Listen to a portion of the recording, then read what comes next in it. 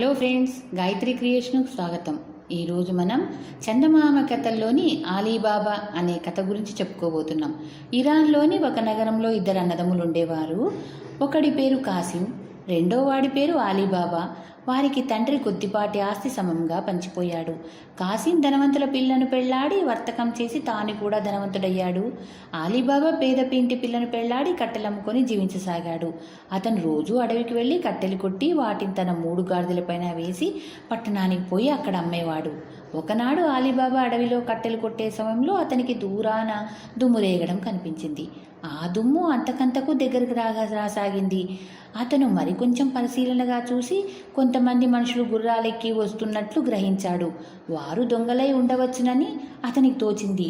తన గాడిదలు ఏమైనప్పటికీ తన ప్రాణం దక్కించుకుందామనుకుని ఎత్తుగా గుట్ట మీద ఉన్న చెట్టు పైకెక్కి దట్టంగా ఆకులు ఉన్న కొమ్మల మధ్య దాగి తాను ఎవరికీ కనబడకుండా కింద నడిచేదంతా గమనించసాగాడు. త్వరలోనే ఆస్తికులు అదే గుట్టను చేరుకొని గుర్రాలు దిగారు. వారు 40 మంది ఉన్నారు. వారందరూ తమ గుర్రాలను కట్టేసి వాటి మూతలకు దాణా సంచులు తగిలించి జీనుల నుంచి బరువైన సంచులు విప్పి చేతపట్టుకున్నారు. ఆ సంచులలో వెండి బంగారం లాంటి బరువైన సరుకులు ఉన్నట్లు ఆలీబాబాకు తోచింది. 40 మందిలోనూ ఒకడు నాయకుడులాగా కనిపించాడు. వాడు పొదల మధ్యగా నడిచి గట్టును సమీపించి తలుపు తెరువు నువ్వులు అన్నాడు. వాడా మాట అనేసరికి రాతిలో ఒక తలుపు లాంటిది తెరుచుకుంది. మిగిలిన వాళ్ళందరూ ఆ ద్వారంలోంచి లోపలికి వెళ్ళాక దొంగల నాయకుడు తాను కూడా వెళ్ళాడు. తర్వాత రాయి ఎప్పటిలాగే మూసుకుంది. అలీబాబాకు చాలా భయమేసింది. అతను చెట్టు మీద నుంచి దిగనే లేదు. కొంతసేపు గడిచాక రాతి తలుపు మళ్లీ తెరుచుకొని దొంగల నాయకుడు బయటకు వచ్చాడు. మిగిలిన వారినందరినీ బయటకు రానిచ్చి తలుపు ముయ్యి నువ్వులు అన్నాడు. వెంటనే రాయి మూసుకుంది. అందరూ తమ తమ గుర్రాలు విప్పి వాటి మీద ఎక్కారు. నాయకుడు ముందు కదిలాడు. అతని వెనుక మిగిలిన 39 మంది దొంగలు కదిలారు. ఇదంతా ఆలీబాబా చెట్టుపైంచి చూశాడు. దొంగలు కనుచూపు మేర దాటిపోయాక చాలాసేపటి వరకు అతను చెట్టుపై నుండి దిగనే లేదు. ఆ తర్వాత నెమ్మదిగా దిగి ఆ దొంగల నాయకుడు అన్న మాటలే అంటే తనకు కూడా ఆ ద్వారం తెరుచుకుంటుందేమో చూడాలని అతనికి కుతూహలం కలిగింది. అందుచేత అతను కూడా పొదల మధ్యగా వెళ్ళి రాతి తలుపు తీయి నువ్వులు అన్నాడు. వెంటనే దబీమని తలుపు తెరుచుకుంది. ఆలీబాబా గుహలో చీకటిగా ఉంటుందని ఆలీబాబా అనుకున్నాడు. కానీ అతనికి ఒక కాంతివంతమైన విశాలమైన గది కనిపించింది. పైనుంచి గదిలోనికి వెలుతురు వస్తూ ఉంది. గది నిండా రకరకాల వస్తువులు, బేళ్లు, జరీ బట్టలు ఎత్తుగా పేర్చి రత్నకంబళ్ళు, వెండి, బంగారు, మాణిక్యాలు, ధన రాసులు సంచుల నిండా ఉన్నాయి. ఇదంతా చూసి ఎన్ని తరాలుగానో దొంగలు ఇక్కడ ఉండవచ్చు అని ఆలీబాబా అనుకున్నాడు. అతను ధైర్యం చేసి లోపలికి వెళ్ళి తన 3 గాడిదలను మోయగలిగినంత బంగారు సంచులు తీసుకున్నాడు. వాటిని గాడిదల మీదకెత్తి అవి చూసేవారి కంట పడకుండా వాటిపైన కట్టెలు పేర్చాడు. చివరకతను బయటికి వచ్చి తలుపు ముయ్యి నువ్వులు అన్నాడు. వెంటనే తలుపు మూసుకుంది.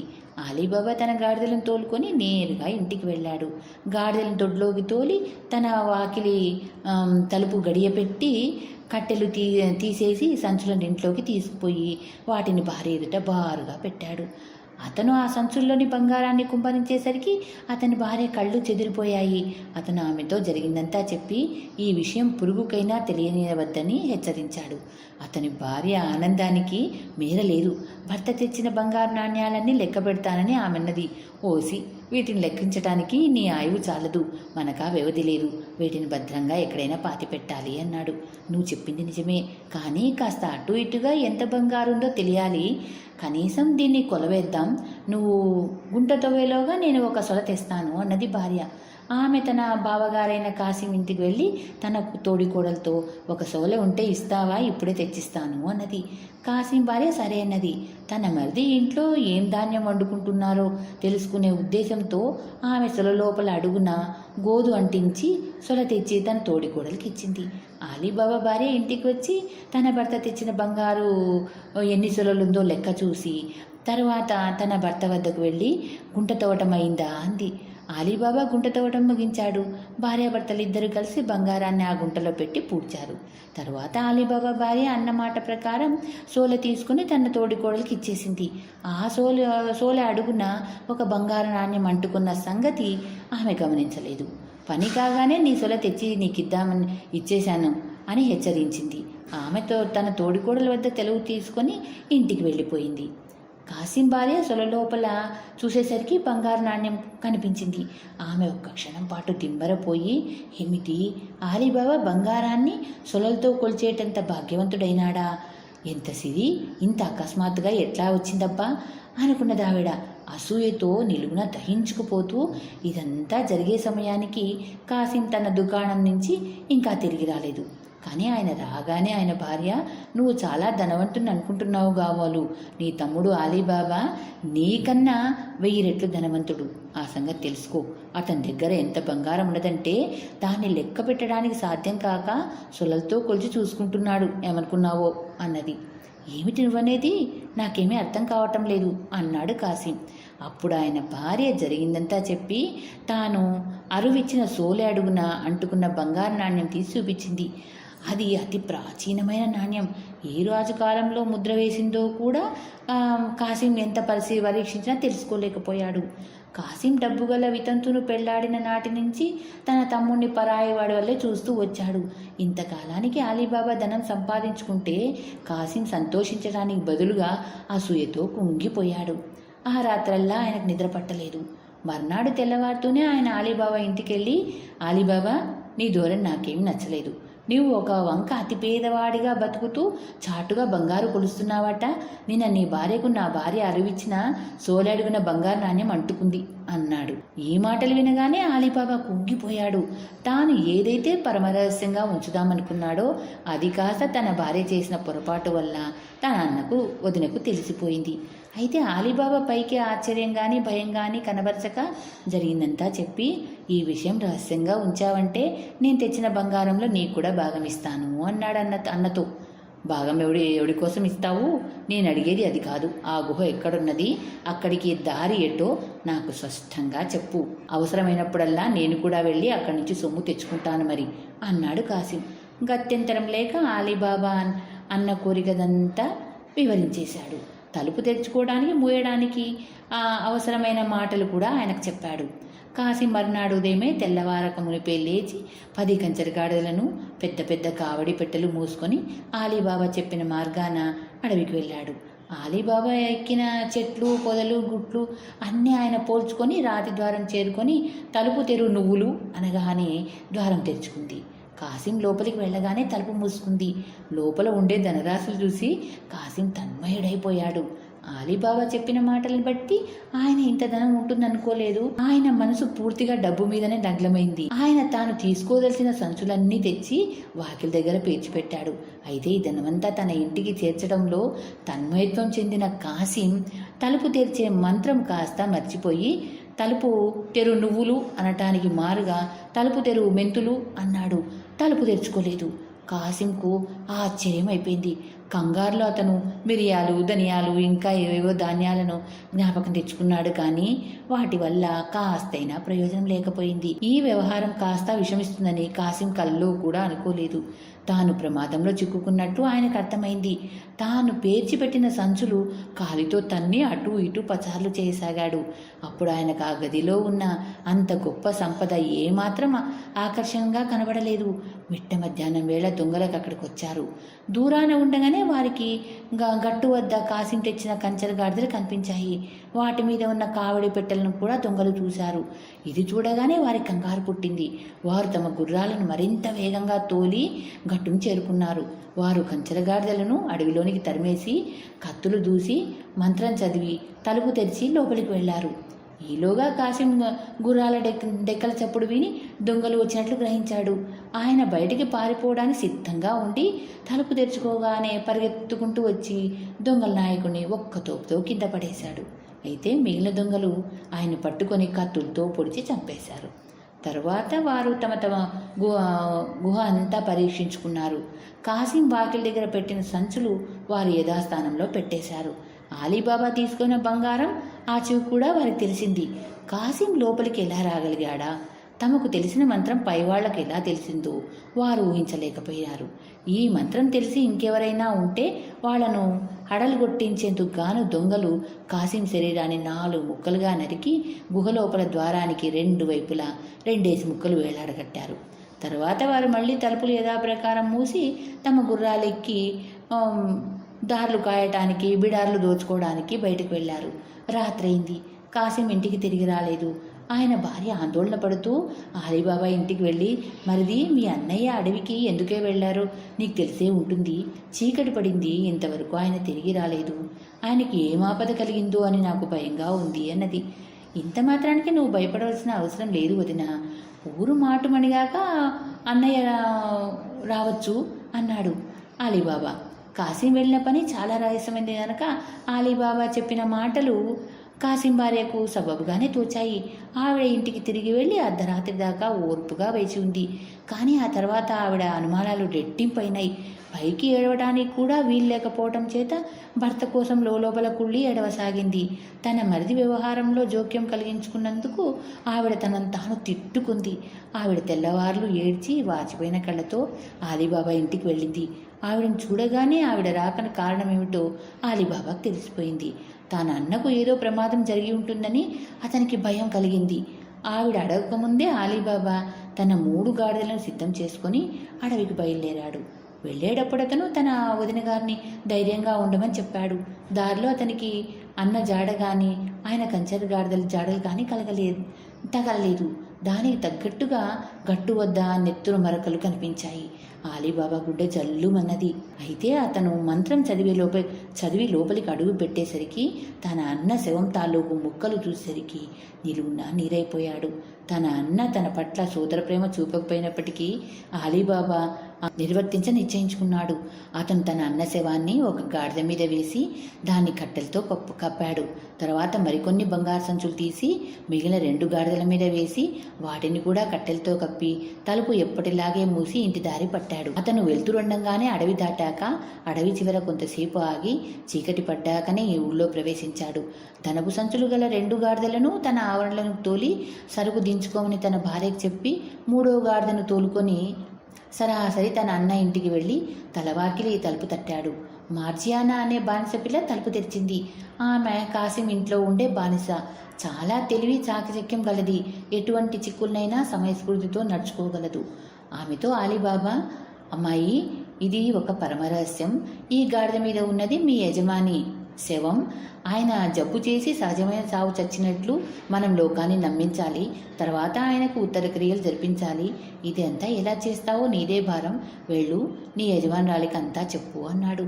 అతను తన అన్న శవాన్ని ఇంట్లో పెట్టించి జరగవలసింది యుక్తిగా జరిపించమని మార్జియానాకు మళ్ళీ హెచ్చరించి తన గాడిదను తీసుకుని ఇంటికి వెళ్ళిపోయాడు. మర్నాడు ఉదయమే మార్జియానా ఒక మందుల దుకాణానికి వెళ్ళి కాస్త నాభి ఇవ్వండి అని అడిగింది. ఎవరికి అని అడిగాడు మందులు వాడు. మా యజమాని కాసిం గారికి చాలా బరువుగా ఉంది. ఆయన గుటక వేయడం లేదు, మాట్లాడడం లేదు అన్నది మార్జియానా. ఆమె ఆ సాయంకాలం మళ్ళీ వచ్చి కాస్త గరళం ఉంటే ఇప్పించండి, ఇది కూడా పనిచేస్తుందని ఏమీ నమ్మకం లేదు అన్నది ఏడుపు గొంతు పెట్టి.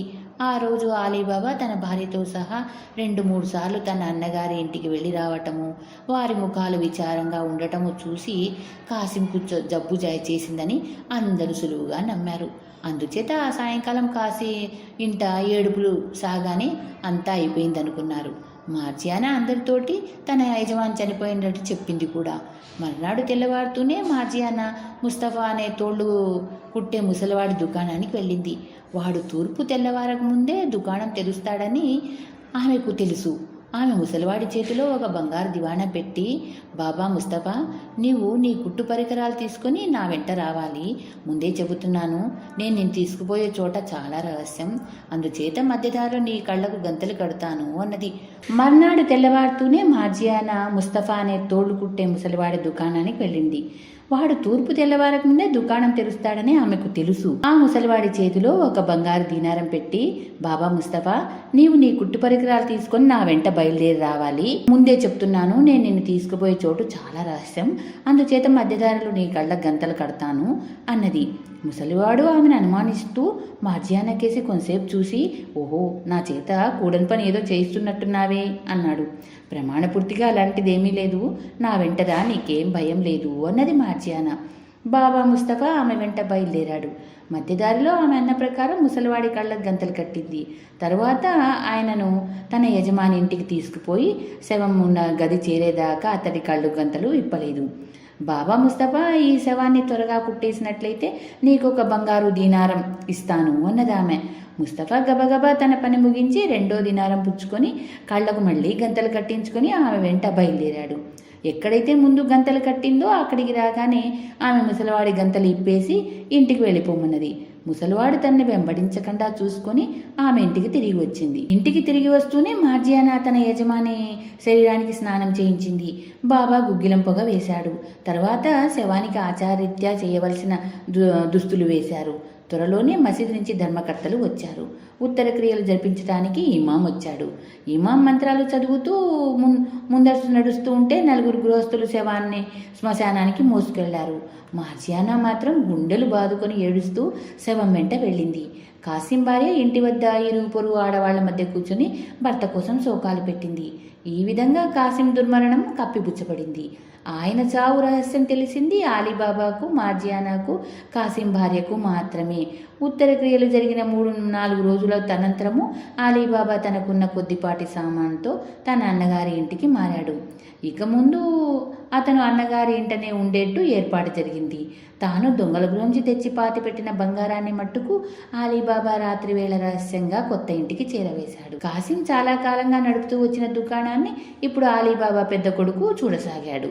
ఈలోపుగా దొంగలు అడవిలో ఉన్న తమ గుహకు తిరిగి వచ్చి కాసిం శవం మాయం కావటం చూసి పొందిన ఆశ్చర్యం అంతా ఇంతా కాదు. తమ బంగారు సంచులు మరికొన్ని పోవటం కూడా వారు వెంటనే తెలుసుకున్నారు. మన రహస్యం ఎవరో కనిపెట్టారు. మనం చంపిన వాడికి ఎవరో తోడి ఉండాలి. వాడే శవాన్ని బంగారాన్ని తీసుకుపోయాడు. అందులో ఏమీ సందేహం లేదు. ఆ మనిషి ఎవడో తెలుసుకోకపోతే మనకు ప్రమాదం తప్పదు. అందుచేత మీలో కల్లా తెలివిగలవాడొకడు యాత్రికుడిలాగా వేషం వేసుకొని నగరంలోకి వెళ్ళాలి. మనం చంపిన మనిషిని గురించి ప్రజలు ఏం మాట్లాడుకుంటున్నారో ఆలకించి అది మొదలు ఆ మనిషి జాడ తెలియాలి. ఆ మనిషి పేరేమిటో, వాడెక్కడ ఉంటాడో తెలుసుకోవాలి. ఇది చాలా ప్రాణగండమైన విషయం. ఆరా తీయడానికి వెళ్ళిన వాడు ద్రోహం తలపెడితే మిగిలిన వారందరికీ ప్రమాదం. అందుచేత ఈ పని మీద వెళ్ళేవాడు ఏ కారణం చేత పని చేసుకురాకుండా తిరిగి వచ్చినా వాడికి మరణశిక్ష విధించాలని నా ఉద్దేశం అన్నాడు దొంగల నాయకుడు. ఈ విషయం చర్చించకముందే ఒక దొంగ లేచి, ఈ షరతుకు నేను ఒప్పుకుంటున్నాను, ఈ పని నేను చేస్తాను, ఒకవేళ నేను మిగిలిన వాళ్ల కోసం చావవలసి వచ్చినా నాకేం అభ్యంతరం లేదు అన్నాడు ధైర్యంగా. దొంగల నాయకుడు మిగిలిన వాళ్ళందరూ వాడిని ఎంతగానో మెచ్చుకున్నారు. తరువాత వాడు తనను ఎవరూ గుర్తు చేసుకోకుండా వేషం మార్చుకొని ఆ రాత్రే బయలుదేరి తూర్పు తెల్లవారే వేళకు నగరంలో ప్రవేశించాడు. వాడు వీధులన్నీ కలయతిరుగుతూ ఉండగా బాబా ముస్తఫా దుకాణం కనిపించింది. మిగిలిన దుకాణాలేవి తెరవకముందే తన దుకాణం తెరవటం బాబా ముస్తఫాకు అలవాటు. బాబా ముస్తఫా అప్పుడే పని ప్రారంభించబోతున్నాడు. దొంగ దుకాణంలోకి వెళ్ళి బాబా ముస్తఫాకు సలాం పెట్టి, ఏం తాత, నీకు పగలే కళ్ళు సరిగా కనపడవేమో కదా, ఇంకా తెల్లవారకముందే పని ప్రారంభించావేమిటి? ఈ వెలుతురులో నీకు చూపు అనుతుందా అని అడిగాడు. నా సంగతి నువ్వెరగవు. ముసలివాడినైనా నా చూపు కొంచెం కూడా చెడలేదు. ఎందుకు? ఇంత వెలుతురు కూడా లేని ఒక చోట నేను శవాన్ని కుట్టాను అన్నాడు బాబా ముస్తఫా. శవాన్నా అన్నాడు దొంగ ఆశ్చర్యపోతున్నట్టు నటిస్తూ. అవునవును, నేను ఆ కథంతా నీకు చెప్తాననుకుంటున్నావా? అదేం కుదరదు అన్నాడు బాబా ముస్తఫా. తనకు కావలసిన రహస్యం ఈ ముసలివాడు చెప్పగలని దొంగకు నమ్మకం కుదిరి వాడు ఒక బంగారు దీనారం తీసి బాబా ముస్తఫా చేతిలో పెడుతూ, నీ రహస్యం నాకెందుకు తాత? నీకు పిచ్చి గాని, నాకు ఏ రహస్యం చెప్పినా నాకేమీ అవసరం లేదు, నీకు నష్టం లేదు. నేను అడిగేదల్లా ఏమిటంటే, నువ్వు ఈ శవాన్ని ఏ ఇంట్లో పుట్టావో ఆ ఇల్లు నాకు చూపించు చాలు అన్నాడు. ఒకవేళ నేను నీకు ఆ ఇల్లు చూపించామనుకున్నా అది నా వల్ల అయ్యే పని కాదే. నా కళ్ళ గంతలు కట్టి తీసుకుపోయారు. మళ్ళీ ఆ గంతలు కట్టి నన్ను ఎక్కడ తెచ్చి తీసుకుపోయారో అక్కడే తెచ్చి విడిచిపెట్టారు. అందుచేత నాకు ఆ ఇల్లు చూపించడం నా వల్ల అయ్యే పని కాదు అన్నాడు ముసలివాడు. ఒకవేళ అదే చేటుకు తీసుకుపోయి కళ్ళకు గంతలు కట్టే నన్ను ఆ ఇంటికి తీసుకుపోగలవేమో చూడు, నీ రుణం ఉంచుకోనిలే, ఇందొక దీనారం తీసుకో అంటూ దొంగ బాబా ముస్తఫా చేతిలో మరొక బంగారు దీనారం పెట్టాడు. ముసలివాడు తన చేతిలో ఉన్న 2 దీనారాల కేసి చాలాసేపు చూశాడు. అవి ముసలివాడిని చాలా ఆకర్షించాయి. వాటిని జోబిలో వేసుకుంటూ ప్రయత్నిస్తాను, కానీ ఆ దారి జ్ఞాపకం ఉందని మాట ఇవ్వలేను అన్నాడు. బాబా ముస్తఫా దొంగను వెంట పెట్టుకుని ఒక చోటికి వచ్చి, ఇక్కడే నా కళ్ళకు గంతలు కట్టారు, తర్వాత నన్ను ఇటుగా తీసుకుపోయారు అన్నాడు. దొంగ ముసలాడి కళ్ళకు తన చేతి రుమాల గంత కట్టాడు. తన జ్ఞాపకాన్ని అనుసరించి బాబా ముస్తఫా తన వెంట ఉన్న దొంగను సరిగా కాసిం ఇంటికి చేర్చాడు. దొంగ ఇంటి వాకిలి తలుపు పైన శుద్ధ ముక్కతో ఒక గుర్తు పెట్టి బాబా ముస్తఫా కళ్ళకు కట్టిన గంత విప్పాడు. ఆ ఇల్లు ఎవరిదో తెలుసా నీకు అని దొంగ అడగగా, ముసలివాడు తన ఆ పేటలో ఉండేవాణ్ణి కానని తనకు తెలియదని చెప్పాడు. ముసలివాడి నుంచి ఇంకా తెలుసుకోవాల్సిందేమీ లేదని గ్రహించిన దొంగ సెలవు తీసుకుని నేరుగా అడవిలోనికి తన అంచర్ల వద్దకు వెళ్ళిపోయాడు. ముస్తఫా వెళ్ళిపోయిన కొద్దిసేపటికి మార్జియానా ఏదో పని మీద బయటకు వెళ్ళి తిరిగి వస్తూ వాకిలి మీద ఉన్న గుర్తు చూసింది. ఈ గుర్తు ఏమిటాయి ఉంటుంది? నా యజమానికి ఎవరో అపకారం తలపెట్టలేనట్టున్నారే, ఎటుపోయి ఎటొచ్చినా కీడించి మేలించడం మంచిది అనుకుని మార్జియానా లోపలికి వెళ్ళి ఒక శుద్ధముక్క తెచ్చి తన ఇంటికి అటు ఇటు ఉన్న వాకిళ్ళకు కూడా అలాంటి గుర్తులే పెట్టింది. ఈ విషయం అలీబాబాకు చెప్పలేదు. ఈలోపుగా దొంగ తన వారిని చేరుకొని తాను సాధించిన విజయాన్ని గురించి చెప్పాడు. అందరూ వాడిని అభినందించారు. తర్వాత దొంగల నాయకుడు తన అనుచరులతో ఇలా అన్నాడు, సోదరులారా, మనము జాగు చేయరాదు, ఆయుధాలు తీసుకొని మారువేషాలు వేసుకొని నగరంలోకి వెళ్ళాలి. అందరము కలిసి వెళితే అంతా అనుమానిస్తారు. అందుచేత ఇద్దరిద్దరుగా వెళ్ళి అందరం నగరంలో ఒక పెద్ద చౌకతో దగ్గర కలుద్దాం. ఈలోపుగా నేను ఇల్లు చూసి వచ్చిన మన సోదరుడు కలిసి గుర్తుపెట్టిన ఇంటికి వెళ్ళి పరిస్థితి చూసొస్తాము. ఆ తర్వాత అందరం కలిసి కర్తవ్యం నిర్ణయించవచ్చు అన్నాడు. దీనికి అందరూ సమ్మతించారు. దొంగలు ఇద్దరిద్దరుగా చీలి ఒక జత వెళ్ళిన తర్వాత మరొక జత చొప్పున ఎవరికీ అనుమానం కలగకుండా నగరాన్ని చేరుకున్నారు. దొంగల నాయకుడు ఇల్లు గుర్తుపెట్టిన దొంగ ఆఖరుకు బయలుదేరి అలీబాబా ఉంటున్న వీధికి వచ్చారు. మార్జియానా గుర్తుపెట్టిన ఇళ్లలో ఒక చివరున్న ఇంటిని చూడగానే దొంగ, ఇదే నేను గుర్తుపెట్టిన ఇల్లు అన్నాడు. దీని పక్కన ఇల్లు కూడా ఇలాగే గుర్తున్నదే అన్నాడు దొంగల నాయకుడు. ఆ రెండు ఇళ్లలోనూ అసలు లేదో తెలియక వారు తికమక పడుతుండగా వారికి ఇంకా చాలా ఇళ్ళు అదే విధంగా గుర్తుపెట్టి ఉండడం తెలియవచ్చింది. ఇల్లు గుర్తుపెట్టిన దొంగ కంగారు పడిపోయి తాను ఒక్క ఇంటికే గుర్తుపెట్టానని ప్రమాణం చేసి చెప్పాడు. మిగిలిన గుర్తులు ఎవరు పెట్టి ఉండాలన్నాడు. దొంగల ప్రయత్నం విఫలమైందని పెద్ద చౌకులో మిగిలిన వాళ్లను కలుసుకొని ప్రస్తుతానికి చేసేదేమీ లేదని చెప్పి దొంగల నాయకుడు వారితో సహా అడవిలోనికి వెళ్ళిపోయాడు. మిగిలిన వారంతా ఎలా వచ్చారో అలాగే తిరిగి వెళ్లారు. ఇల్లు కనుక్కోవడానికి వెళ్ళి విఫలమైన దొంగ మరణదండను ఆహ్వానించాడు. అతనికి శిరచ్ఛేదనం చేశారు. వెంటనే ఆ పని పూర్తి చేయడానికి మరో సాహసి ముందుకు వచ్చాడు. తర్వాత వాడు నగరంలోకి వెళ్ళి బాబా ముస్తఫాకు లంచం పెట్టి అలీబాబా ఉంటున్న ఇల్లు గుర్తు తెలుసుకున్నాడు. అయితే వాడు ఆ ఇంటి మీద అందరికీ సులువుగా కనపడని ఒక చోట ఎర్ర గుర్తు పెట్టి తన వారి వద్దకు తిరిగి వెళ్ళాడు. అయితే మార్జియానా కళ్ళు చాలా చురుకైనవి. ఆమె ఈ ఎర్ర గుర్తును కూడా పసికట్టి ఎందుకైనా మంచిదని అలాంటి గుర్తు మిగిలిన ఇళ్లకు కూడా పెట్టేసింది. దొంగలు ఈసారి తమ ఎత్తు పారుతుందని ఆశపడ్డారు. వెనుకటిలాగే ఎవరికి ఎటువంటి అనుమానం కలగకుండా నగరంలో ప్రవేశించారు. ఎర్ర గుర్తు పెట్టిన దొంగను వెంట పెట్టుకుని దొంగల నాయకుడు అలీబాబా ఉంటున్న వీధికి వెళ్ళాడు. చాలా ఇళ్లకు ఎర్ర గుర్తులుండడం చూసరికి వారికి ఆశ నిరాశయింది. చేసేది లేక అందరూ మళ్ళీ అడవికి తిరిగి వెళ్లారు. ప్రయత్నం విఫలం కావటం వల్ల రెండవ దొంగ కూడా శిరచ్ఛేదనం జరిగింది. మెరికల్లాంటి ఇద్దరు అనుచరులు పోయేసరికి ఇక ఈ పద్ధతి వల్ల ప్రయోజనం లేదని దొంగల నాయకుడు గుర్తించాడు. ఈసారి తానే స్వయంగా బయలుదేరి బాబా ముస్తఫా వద్దకు వెళ్ళాడు. అది వరకులాగా బాబా ముస్తఫా సహాయపడ్డాడు. ఆ ముసలివాడి సహాయంతో దొంగల నాయకుడు అలీబాబా ఇంటి ముందు నిలబడ్డాడు. కానీ అతను ఆ ఇంటికి ఎలాంటి గుర్తులు పెట్టక ఆ వీధి వెంబడి అటు ఇటు చాలాసార్లు నడిచి ఇల్లు పూర్తిగా పరిచయం చేసుకుని అడవికి తిరిగి వెళ్ళిపోయాడు. సోదరులారా, ఈసారి నేను ఆ ఇంటిని బాగా మన్నం చేసుకువచ్చాను. ఇక ఎటువంటి పొరపాటు జరగదు. మనం పగ తీర్చుకోవచ్చు. అందుకు నేను ఒక ఆలోచన చేశాను, వినండి. మీలో ఎవరికైనా అంతకంటే మంచి ఆలోచన తట్టిదైతే చెప్పండి, వింటాను అంటూ దొంగల నాయకుడు తాను చేసిన ఆలోచనను తన అనుచరులతో చెప్పాడు. వారు ఆ ఆలోచనను పూర్తిగా బలపరచడమే కాకుండా అతన్ని ఎంతగానో అభినందించారు. తర్వాత దొంగలు చుట్టుపక్కల గల గ్రామాలకు వెళ్ళి 19 కంచెల గాడిదలను 38 పెద్ద తోలుతిత్తులను కొన్నారు. ఆ తిత్తులలో ఒకదాని నిండా నూనె నింపారు. మిగిలిన 37 తిత్తులలోనూ 37 దొంగలు ఆయుధాలతో సహా దూరి కూర్చున్నారు. దొంగల నాయకుడు ఆ తిత్తుల పై భాగాన నూనె పూశాడు. తర్వాత దొంగల నాయకుడు నూనె వ్యాపారి వేషం ధరించి 38 తిత్తులను 19 కంచెరగాడిదల పైన వేసి వాటిని తోలుకుంటూ బయలుదేరి చీకటి పడే వేళకు నగరం చేరుకున్నాడు. అతను ఆ కంచెరగాడిదను తోలుకుంటూ ఆలీబాబా ఉండే వీధి చేరేసరికి చాలా పొద్దుపోయింది. ఆలీబాబా అప్పుడే భోజనం ముగించి వాకిలి వద్ద చల్లగాలికి నిలబడ్డాడు. దొంగల నాయకుడు ఆలీబాబాను సమీపించి, అయ్యా, నేను నూనె వర్తకుణ్ణి, చాలా దూరం నుంచి వస్తున్నాను. రేపు సంతలో ఈ నూనె అమ్మేస్తాను. చాలా పొద్దుపోయింది. ఈ రాత్రికి ఎక్కడ బస్ చేయాలో తెలియలేదు. మీకేమీ శ్రమ లేని పక్షంలో నన్ను ఈ పూట మీ ఇంట తలదాచుకొనివ్వండి. మీ మేలు ఎన్నటికీ మరవను అన్నాడు. ఆలీబాబా ఆ దొంగల నాయకుడిని అది వరకు అడవిలో చూసి ఉన్నాడు. అతని గొంతు కూడా విని ఉన్నాడు కూడా. అయినా ఆయన ఆ మనిషిని గుర్తుపట్టలేకపోయాడు. దానికేం భాగ్యం, దయచేయండి అంటూ ఆలీబాబా వాకిలి తెరిచి దొంగల నాయకుడిని, అతని కంచెరగాడిదలను లోపలికి రానిచ్చాడు. అబ్దుల్లా అనే బానిసవాడు వచ్చి కంచెరగాడిద మీద ఉన్న తిత్తులను దింపి కంచెరగాడిదలను పశువుల కొట్టంలోనికి తీసుకుపోయి వాటికి దాణా వేశాడు. మార్జియానా అతడి కోసం మళ్ళీ వంట చేసింది. దొంగల నాయకుడు భోజనం చేశాక ఆలీబాబా మార్జియానాతో, అదికి ఏ లోపం రాకుండా జాగ్రత్తగా చూసుకో. నేను రేపు తెల్లారకముందే బయలుదేరి స్నానశాలకు వెళ్తాను. నా దుస్తులు అవి తీసి అబ్దుల్లా చేతికి ఇవ్వు. నేను స్నానం చేసి తిరిగి వచ్చేసరికి నా భోజనానికి సోబ్జా తయారు చేసి సిద్ధంగా ఉంచు అని హెచ్చరించి వెళ్ళి పడుకున్నాడు.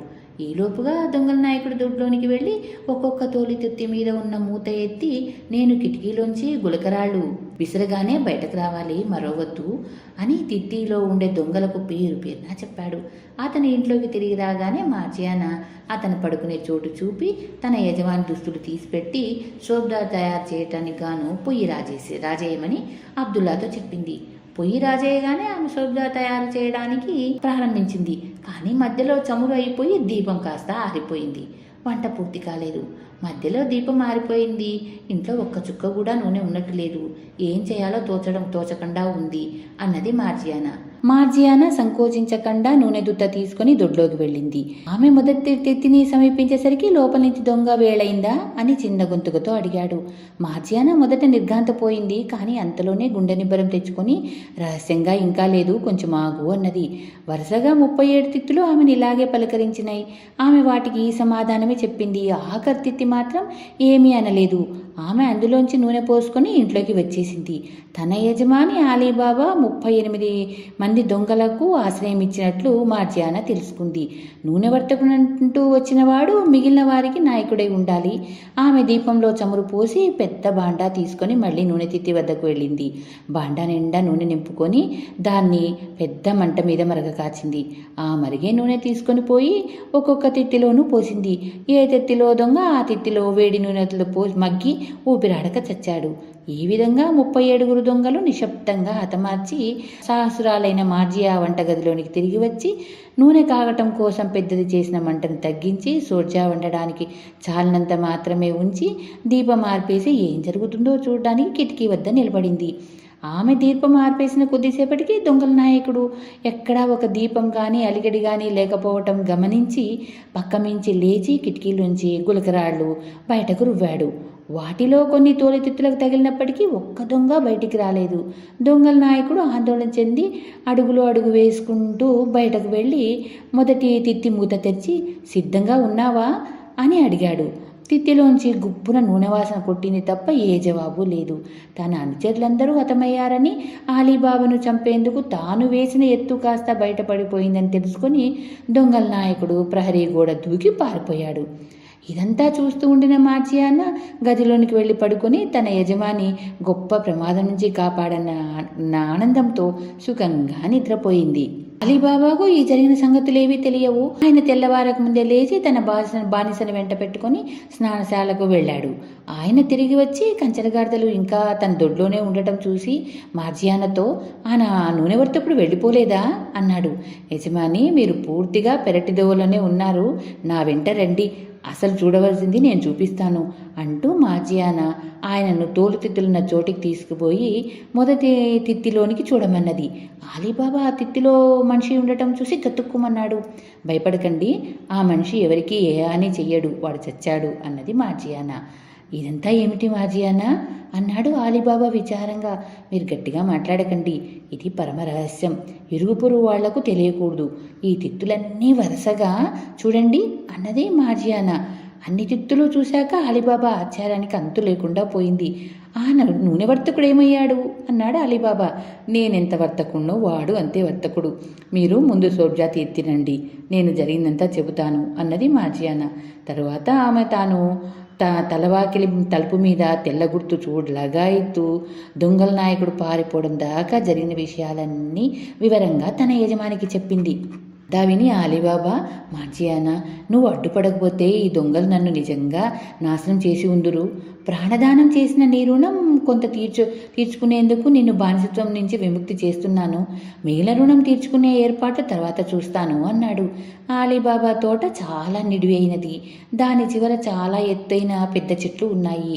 ఈ చెట్ల మధ్యగా అలీబాబా అబ్దుల్లా కలిసి ఒక పొడవైన కందకం తవ్వి అందులో దొంగలతో సహా తోలుతిత్తులన్నింటినీ పూడ్చేశారు. తర్వాత అలీబాబా కంచెరగాడిదలను ఒక్కొక్కటిగా సంతకు పంపించి అమ్మించేశాడు.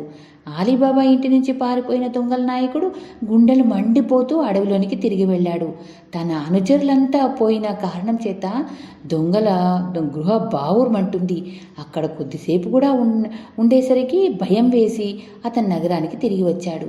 తిరిగి వస్తూ అలీబాబాను హతమార్చి తన అనుచరుల తరపున పగ తీర్చుకుంటానని ప్రతిజ్ఞ తీసుకున్నాడు. ఇందుకుగాను దొంగల నాయకుడు బట్టల వ్యాపారి వేషం ధరించి కోజియా హుసేన్ అనే పేరు పెట్టుకున్నాడు.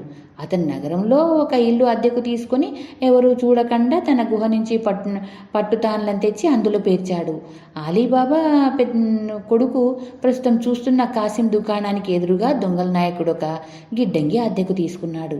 కొత్తగా వచ్చిన వర్తకుడు పాత వర్తకులను మర్యాదగా చూడడం ఆచారం. ఈ ఆచారాన్ని దొంగల నాయకుడు పాటించాడు. అతను ముందుగానే అలీబాబా కొడుకుతో స్నేహం కలిపాడు.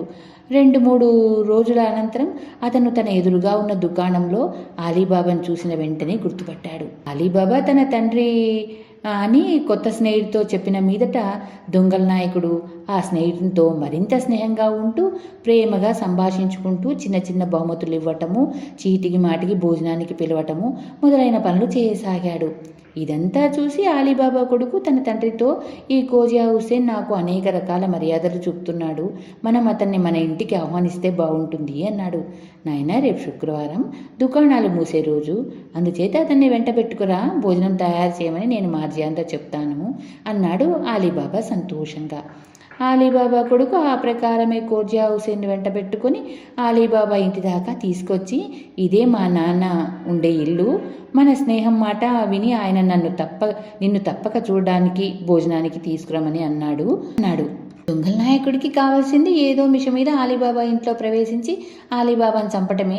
అయినప్పటికీ అతను వెనక్కు తీసి రానంటే రానని భీష్మించాడు. కానీ అంతలోనే నౌకరు వచ్చి తలుపు తీశాడు. అలీబాబా కొడుకు అతన్ని బలవంతంగా లోపలికి తీసుకుపోయాడు. అలీబాబా కోజియా హుసేన్ తన కొడుకు పట్ల చూపిన స్నేహభావాన్ని కొనియాడాడు.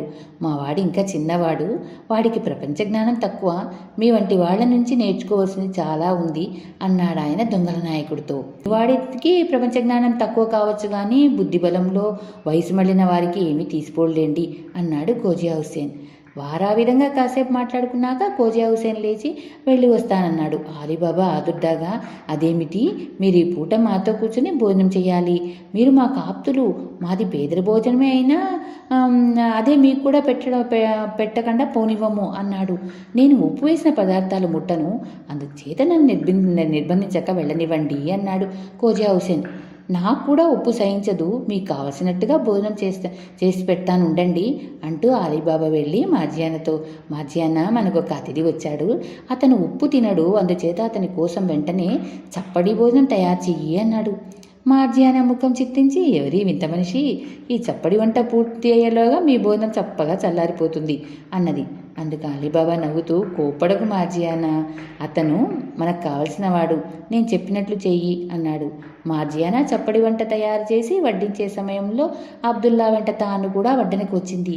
కోజియా హుసేన్ చూడగానే ఆమె దొంగల నాయకుడిని పోల్చేసింది. అంతేకాదు అతని అంగరక అడుగున ఉన్న బాకు పిడి కూడా ఆమె కంటపడింది. వడ్డన పూర్తి కాగానే ఆమె నృత్యం చేసే దుస్తులు ధరించి తన బొడ్డులో కూడా ఒక బాకు పెట్టుకొని కంజీరా ఒకటి తీసుకురమ్మని అబ్దుల్లాకు చెప్పింది. వారు వచ్చేసరికి అలీబాబా ఆయన కొడుకు దొంగల నాయకుడు ఇంకా భోజనం ముగించలేదు. రా మార్జియానా, నీ నృత్యం అతిథికి చూపించు అన్నాడు అలీబాబా. ఆమె చాలాసేపు బాగుపట్టుకొని నృత్యం చేసింది. నృత్యం చేసేటప్పుడు చాలాసార్లు తనను తాను పొడుచుకునేలాగా అభినయించింది. నృత్యం పూర్తి అయ్యాక అబ్దుల్లాను వెంట పెట్టుకొని బహుమానం కోసం వచ్చింది. అలీబాబా కంజీరాలో ఒక దీనారం వేశాడు. అలీబాబా కొడుకు మరొక దీనారం వేశాడు. అబ్దుల్లా కంజీరా పట్టుకొని దొంగల నాయకుడి దగ్గరికి వచ్చాడు. దొంగల నాయకుడు డబ్బు సంచి కోసం జోబిలో చేయి పెట్టాడు. సరిగా ఆ సమయంలో మార్జియానా దొంగల నాయకుడిని బాకుతో గుండెల్లో పొడిచింది. అలీబాబా చివాన లేచి ఆక్రోశిస్తూ, ఎంత పని చేశావు మార్జియానా అన్నాడు. మీరు తొందరపడకండి, వీడు బట్టల వర్తకుడే కాదు, నూనె వర్తకుడు కూడా వీడే, దొంగల నాయకుడు వీడే. వీడి బొడ్లో బాకు చూడండి, మిమ్మల్ని కడతీర్చడానికే తెచ్చాడు.